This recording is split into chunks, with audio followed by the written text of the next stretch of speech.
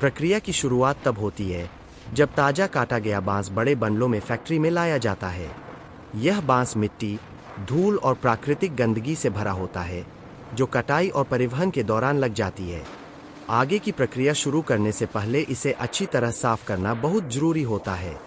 बांस को conveyor belt पर रखा जाता है जो उसे सफाई सेक्शन तक ले जाती है। यहाँ हाई प्रेशर पानी के जेट चारों तरफ से बांस पर डाले जाते हैं जिससे उसकी सतह की गंदगी हट जाती है। इसके साथ ही बांस को घूमने वाले ड्रम से गुजारा जाता है जो धीरे धीरे घूमते हुए हर हिस्से को साफ करता है। यह प्रक्रिया जिद्दी मिट्टी को भी हटाने में मदद करती है। प्रारंभिक सफाई के बाद बांस को अगले चरण में भेजा जाता है जहां उस पर लगे पत्तों और छोटी टहनियों को हटाया जाता है। इसके बाद बांस को दोबारा धोया जाता है जिससे बारीक धूल और बची हुई गंदगी भी हट जाती है।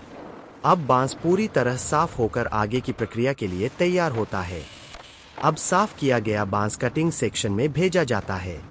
बड़े बांस सीधे आगे की प्रक्रिया में उपयोग नहीं किए जा सकते, इसलिए उन्हें छोटे टुकड़ों में काटना आवश्यक होता है।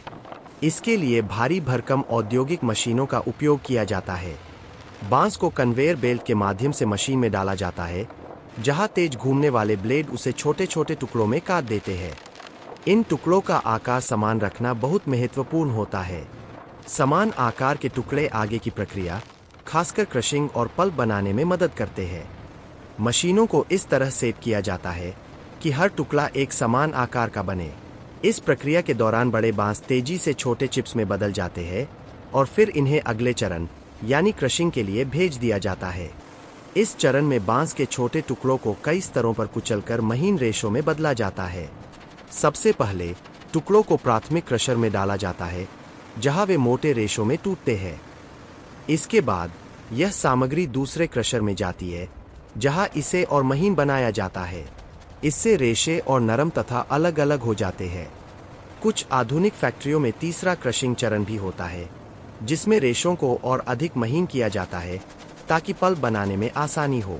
इस प्रक्रिया के दौरान पानी का उपयोग किया जाता है जिससे गर्मी कम होती है और रेशे सुरक्षित रहते हैं। इस चरण के अंत तक बांस पूरी तरह से महीन रेशों में बदल जाता है और पल्प बनाने के लिए तैयार हो जाता है। क्रशिंग के बाद तैयार हुए बांस के रेशों को अब पल्प बनाने के लिए बड़े टैंकों में भेजा जाता है। इस चरण में रेशों को पानी और कुछ विशेष केमिकल्स के साथ मिलाया जाता है। बांस में प्राकृतिक रूप से लिग्निन नाम का पदार्थ होता है जो रेशों को आपस में जोड़े रखता है। कागज बनाने के लिए इस लिग्निन को कम करना जरूरी होता है, इसलिए इस मिश्रण को नियंत्रित तापमान और दबाव में पकाया जाता है। धीरे धीरे रेशे अलग होकर एक मुलायम और एक समान पल्प में बदल जाते हैं। इस प्रक्रिया में समय और संतुलन बहुत महत्वपूर्ण होता है क्योंकि ज्यादा केमिकल रेशों को नुकसान पहुंचा सकता है। अंत में एक स्मूथ और साफ पल्प तैयार होता है जो कागज बनाने के लिए बिल्कुल उपयुक्त होता है। तैयार पल्प को अब कागज बनाने वाली मशीनों में भेजा जाता है।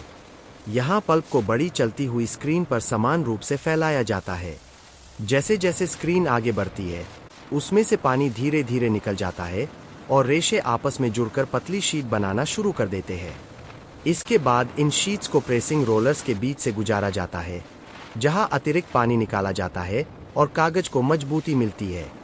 फिर कागज को गर्म रोलर से सुखाया जाता है जिससे उसमें बची हुई नमी खत्म हो जाती है। अब तैयार क्राफ्ट पेपर को बड़े रोल्स में लपेटकर बैग बनाने वाली मशीनों में भेजा जाता है। ये मशीनें बहुत तेज और सटीक होती है।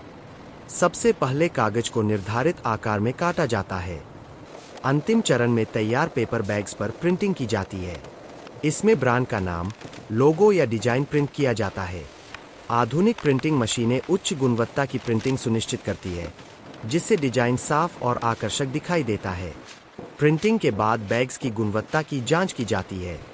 इसके बाद उसे मोड़कर बैग का आकार दिया जाता है और किनारों को मजबूत गोंद से चिपकाया जाता है। कुछ मशीनों में ऑटोमेटिक तरीके से बैग में हैंडल भी लगाए जाते हैं जिससे उन्हें इस्तेमाल करना आसान हो जाता है। पूरी प्रक्रिया बिना रुके चलती रहती है और कुछ ही मिनटों में सैकड़ों बैग तैयार हो जाते हैं। यह चरण आधुनिक ऑटोमेशन का बेहतरीन उदाहरण है जहां तेजी के साथ गुणवत्ता भी बनाए रखी जाती है। अगर आपको यह वीडियो पसंद आया हो तो कृपया दी चैनल बिहाइंड दी प्रोसेसेस को सब्सक्राइब करें और कमेंट करके बताएं कि आप अगला कौन सा फैक्ट्री प्रोसेस देखना चाहते हैं।